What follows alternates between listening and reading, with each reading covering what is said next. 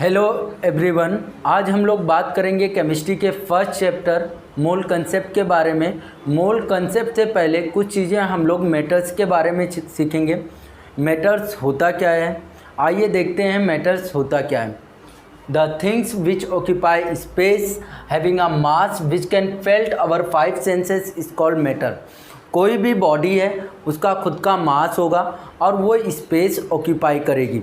मास है तो space occupy करेगी कहीं ना कहीं, तो हम लोग उसे क्या बोलेंगे, मैटर्स है। सपोज मान लेता हूँ बेटा कि ये मार्कर, इसका खुद कुछ ना कुछ मास होगा और कुछ ना कुछ मास होगा तो ये स्पेस ऑक्यूपाई करेगा और स्पेस ऑक्यूपाई करेगा तो हम लोग इसे क्या बोलेंगे, मैटर। मैटर फर्दर क्लेसिफाई हुआ है 2 पार्ट्स के अंदर, फिजिकल क्लासिफिकेशन और केमिकल क्लासिफिकेशन। फिजिकल क्लासिफिकेशन जो है वो बेस है किसके ऊपर, ऑर्डिनरी टेम्परेचर और प्रेशर के ऊपर। ऑर्डिनरी टेम्परेचर और प्रेशर की बात करें बेटा तो एटमॉस्फेयर, आप लोग एटमॉस्फेयर के अंदर जो टेम्परेचर और जो प्रेशर रहेगा उसी के बेसिस पे फिजिकल क्लासिफिकेशन को क्लासीफाई किया गया है 3 पार्ट्स के अंदर, सॉलिड, लिक्विड और गैस। सॉलिड क्या होता है बेटा, a substance is said to be a solid if it is process a defined volume and defined shape.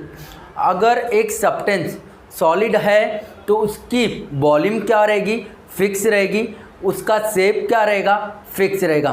Suppose इस मार्कर को मैं कंसीडर करता हूँ, ये है क्या है, सॉलिड है, इसकी वॉल्यूम भी क्या है, फिक्स है और इसका शेप भी क्या है, फिक्स है। जिस सब्सटेंस का वॉल्यूम और शेप दोनों फिक्स रहेगा हम उसे क्या बोलेंगे, सॉलिड। एग्जाम्पल गोल्ड ले लो आप, आइस ले लो, ये सब क्या है, सॉलिड है।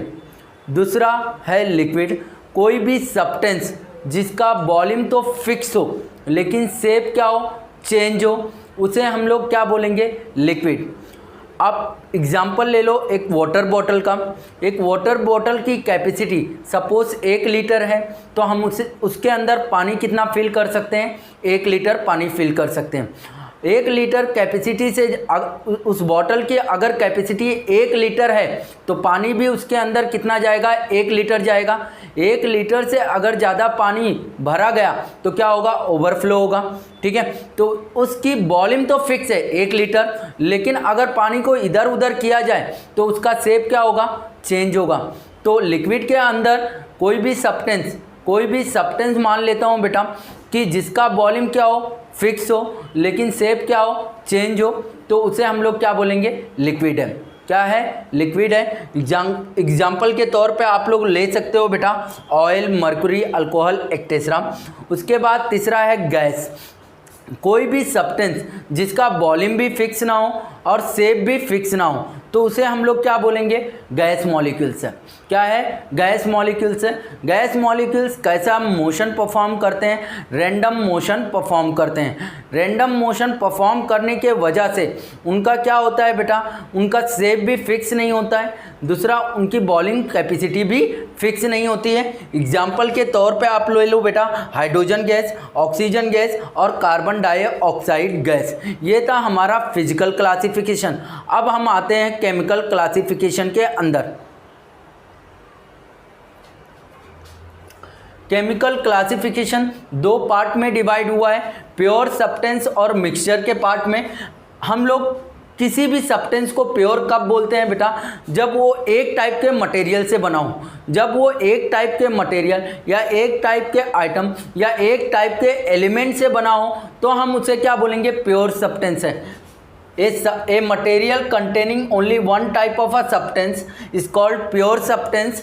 बेसिकली कोई भी मटेरियल जब एक टाइप के सब्सटेंस से बना होगा तो हम उसे क्या बोलेंगे, प्योर सब्सटेंस है। और जो प्योर सब्सटेंस होते हैं बेटा वो सिंपल मेथड या सिंपल फिजिकल मेथड से क्या होते हैं, अलग नहीं होते, या मैं बोल सकता हूँ उनके अंदर से प्योरिटी और इम्प्योरिटी हम अलग कर नहीं सकते, ठीक है। एग्जाम्पल एलिमेंट है सोडियम, मैग्नीशियम और कैल्शियम, या कंपाउंड का ले लो आप प्योर सब्सटेंस का HCl, water, CO2, HNO2। Pure substance भी फर्दर क्लेसिफिकेशन शो करते हैं बेटा 2 टाइप में, एलिमेंट और कंपाउंड के अंदर। आइए देखते हैं एलिमेंट क्या है। The pure substance containing only one kind of item. कोई भी प्योर सब्सटेंस अगर एक ही टाइप के आइटम से बना है तो उसे हम लोग क्या बोलेंगे, एलिमेंट है। कोई भी सब्सटेंस अगर एक ही टाइप के आइटम से बना है तो वो क्या होगा, एलिमेंट होगा।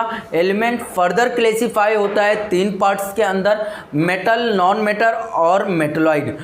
जिसके अंदर टेंडेंसी होती है इलेक्ट्रॉन डोनेट करने की, उसे हम लोग क्या बोलते हैं, मेटल। जिसके अंदर टेंडेंसी होती है इलेक्ट्रॉन एक्सेप्ट करने की, हम उसे क्या बोलेंगे, नॉन मेटल। जिसके अंदर tendency accept as well as donate करने की होती है, जिसके अंदर इलेक्ट्रॉन डोनेट करने की और इलेक्ट्रॉन एक्सेप्ट करने की टेंडेंसी होती है, उसे हम लोग क्या बोलते हैं, मेटलॉइड। एलिमेंट क्या होता है बेटा, कि जो सिर्फ एक सिंगल आइटम या सिंगल आइटम से बना हुआ है तो उसे हम लोग क्या बोलेंगे, एलिमेंट। एलिमेंट के 3 टाइप हैं, मेटल, नॉन मेटल और मेटलॉइड। जो इलेक्ट्रॉन डोनेट करेगा वो क्या होगा, मेटल। जो इलेक्ट्रॉन एक्सेप्ट करेगा वो क्या होगा, नॉन मेटल। जो इलेक्ट्रॉन एक्सेप्ट भी करेगा, डोनेट भी करेगा, वो क्या होगा, मेटलॉइड। आइए एग्जांपल देखते हैं बेटा।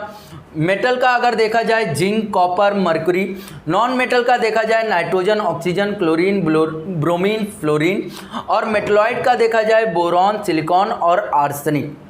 उसके बाद कंपाउंड क्या होता है, pure substance containing more than one kind of element और items which combine together in a fixed proportion by weight and which can be decomposed in a simple substance by suitable chemical method। Compound क्या होता है बेटा, जो 2 से 3 type के element या substance से मिलकर बना हो, वो क्या है, मेरा कंपाउंड है। कंपाउंड अगर है तो वो सिंपली क्या होना चाहिए, डिकम्पोज होना चाहिए। सिंपल मेथड लाइक क्रिस्टलाइजेशन और डिस्टिलेशन मेथड के थ्रू वो क्या होना चाहिए बेटा, डिकम्पोज होना चाहिए। उसके बाद हम लोग बात करेंगे मिक्सचर क्या होता है। A material which contain more than one type of a substance and which are mix in ratio by weight is called a mixture. कोई भी मटेरियल जब 2 से 3 टाइप या 2 से ज़्यादा टाइप के सब्सटेंस को मिलके बना होता है तो हम उसे क्या बोलते हैं, वो मिक्सचर है। ये चीज़ ध्यान में रखना है बेटा, कोई भी चीज़ हम लोग मिक्स कर रहे हैं तो उसके वेट का रेशो हमें मालूम होना चाहिए।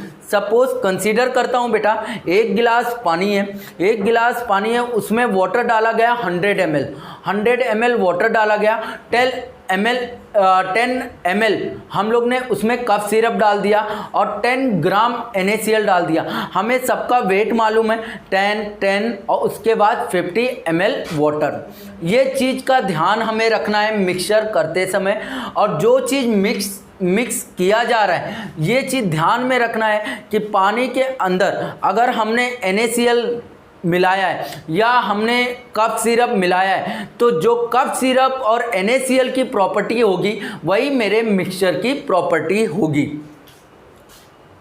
और जो मिक्सचर होता है वो फिजिकल सिंपल मेथड से सेपरेट होता है, लाइक क्रिस्टलाइजेशन और डिस्टिलेशन मेथड से सेपरेट होता है। मिक्सचर 2 टाइप में क्लेसिफाई होता है, होमोजीनियस मिक्सचर और हेट्रोजीनियस मिक्सचर। होमो मतलब होता है सेम और हेट्रो मतलब होता है अलग अलग। The mixture in which all component are present uniformly is called homogeneous mixture.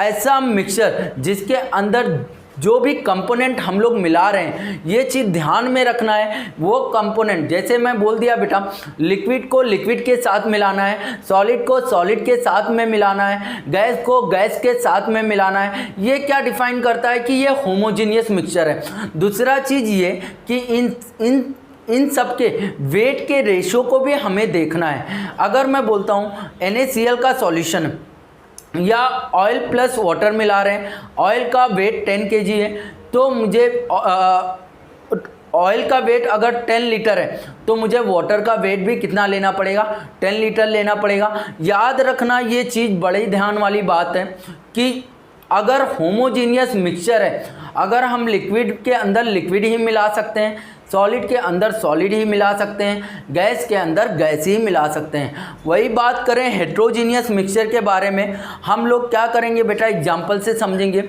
हम वाटर के अंदर सैंड मिला रहे हैं या डीजल मिला रहे हैं या पेट्रोल मिला रहे हैं, ये सब मिक्सचर, ये सब किसके एग्जाम्पल हैं, हेट्रोजीनियस के एग्जाम्पल्स हैं।